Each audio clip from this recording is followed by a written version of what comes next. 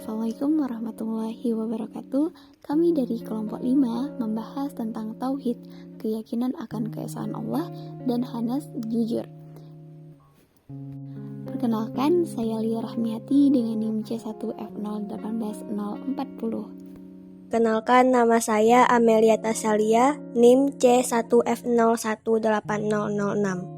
Perkenalkan, nama saya Dela Sandika, nomor induk mahasiswa C1F018038. Saya Dimi Awalia Duha dengan NIM C1F018054. Saya akan menjelaskan tentang tauhid atau keyakinan akan keesaan Allah.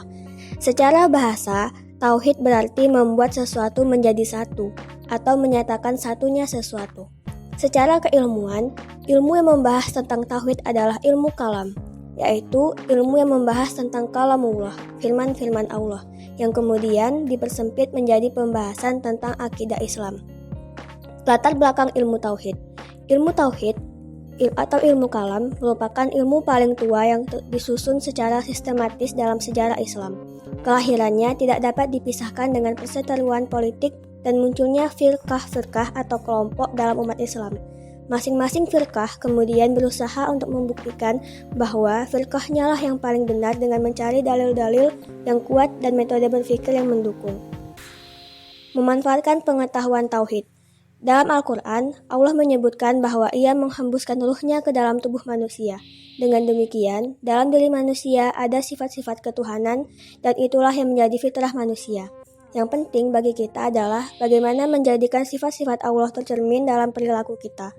Allah mempunyai sifat yang maha sempurna dan mustahil dicapai oleh manusia. Namun, setidaknya manusia dapat berusaha mempunyai sifat-sifat itu sampai level tertentu.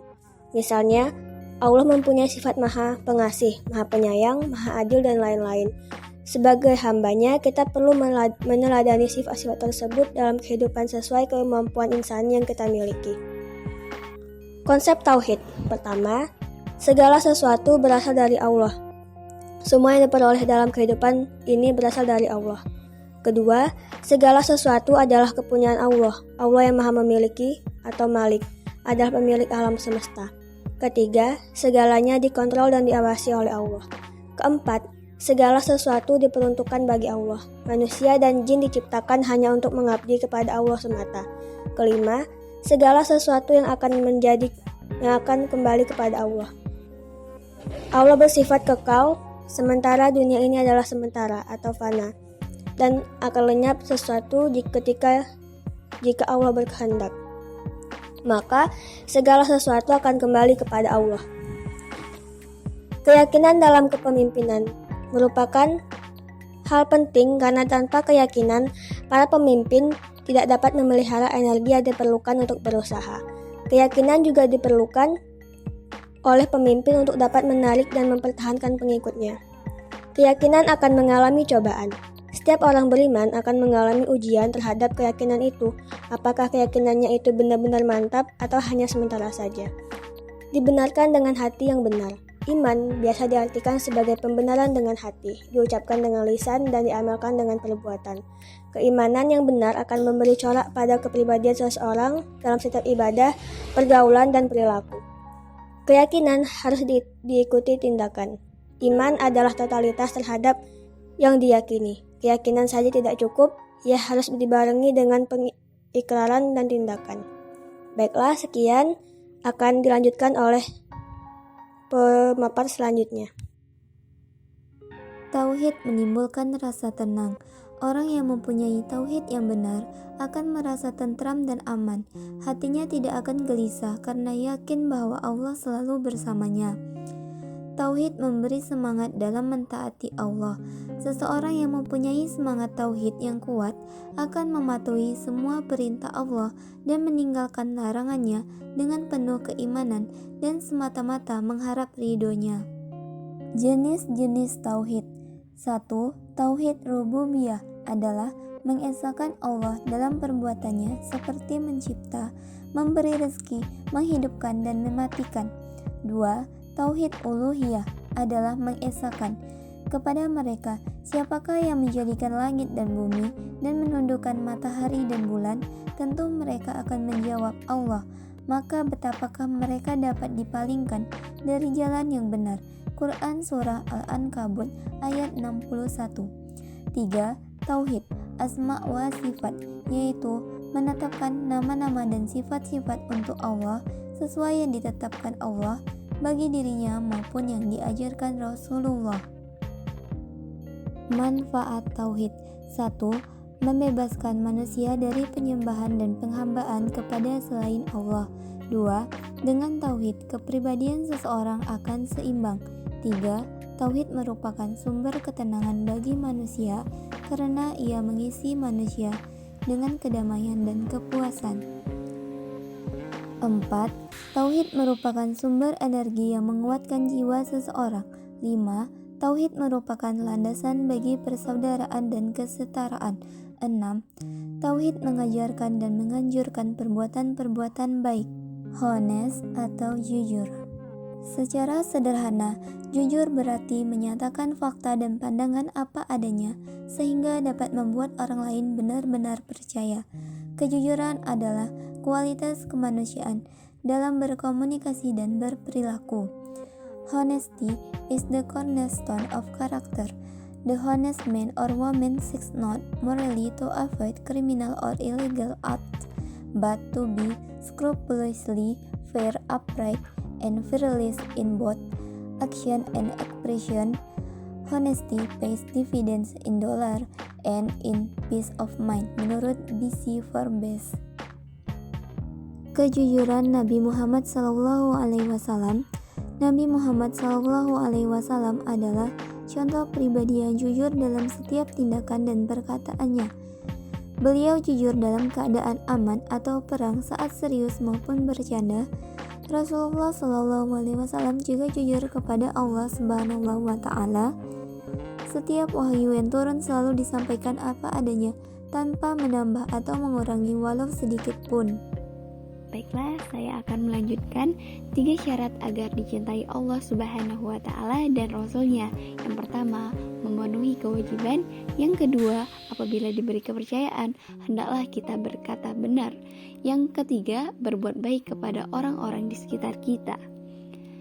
Manusia yang paling utama, yaitu hati yang bersih dan lisan yang berkata jujur. Hikmah berada di lingkungan yang jujur, konsisten dalam kebenaran, tidak berdampak perbuatan negatif, terhindar dari generalisasi kelompok. 3 macam kejujuran. Yang pertama, jujur kepada diri sendiri. Kedua, jujur terhadap orang lain. Ketiga, jujur terhadap Allah Subhanahu wa Ta'ala. Nah, ada macam-macam perkataan yang baik, yaitu qaulan ma'rufa, perkataan yang baik, qaulan sadida, perkataan yang benar dan tegas, qaulan layyina, perkataan yang lembut, qaulan maysura, perkataan yang pantas, qaulan baligha, perkataan yang membekas di jiwa, qaulan karimah, perkataan yang memuliakan. Selanjutnya akan dibahas oleh teman saya, Dimi Awalia. Baiklah, selanjutnya saya akan memaparkan materi dari kelompok kami mengenai kejujuran. Jadi, jujur ini ialah salah satu ciri orang yang beriman.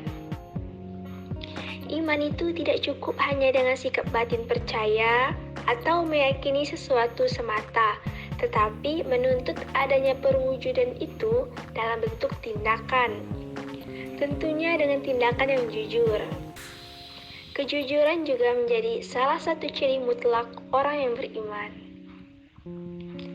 Selanjutnya, jujur ini merupakan integritas. Orang yang dianggap mempunyai integritas yang tinggi, maka orang tersebut juga memiliki tingkat kejujuran yang tinggi pula dan dapat dipercaya. Ketika kita melakukan kejujuran secara terus-menerus, itu akan membentuk pribadi kita yang menjadi lebih baik dan lebih jujur.